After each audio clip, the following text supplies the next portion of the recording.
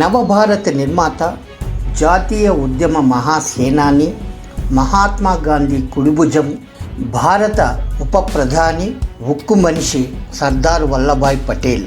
ఆయన అనారోగ్యంతో కొంతకాలంగా హోరాహోరీగా శరీరంతో పోరాడి డిసెంబర్ 15, 1950న ఉదయం 9:37 ఆనాటి బొంబాయిలోని బిర్లా భవన్లో ప్రశాంతంగా పరమపదించాడు. డిసెంబరు 15 శుక్రవారం తెల్లవారుజామున 3 గంటలకు పటేల్ గారికి గుండెపోటు వచ్చింది. అప్పటి నుండి ఉదయం 8 గంటల వరకు ఆయన స్పృహలో లేరు. వైద్యులు ఎప్పటికప్పుడు పరీక్ష చేస్తే నాడి బాగానే కొట్టుకుంటోంది అన్నారు. ఉదయం 8 గంటలకి స్పృహలోకి వచ్చారు.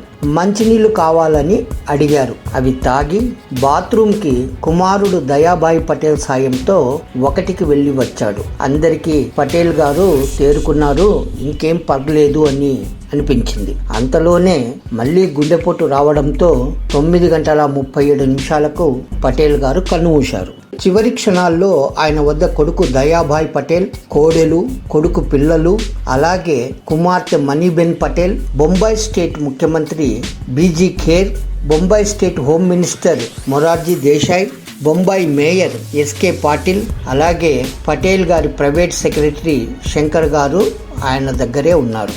అదే రోజు సాయంత్రం వల్లభాయ్ పటేల్ గారి అంత్యక్రియలు ఘనంగా జరిగాయి.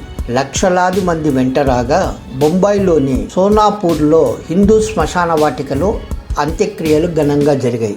ఎక్కడైతే అంతకు 17 సంవత్సరాల ముందు పటేల్ గారి అన్న విఠల్భాయ్ పటేల్ అంత్యక్రియలు జరిగాయో దాని పక్కనే వల్లభాయ్ పటేల్ గారి అంతిమ సంస్కారాలు జరగటం విశేషం.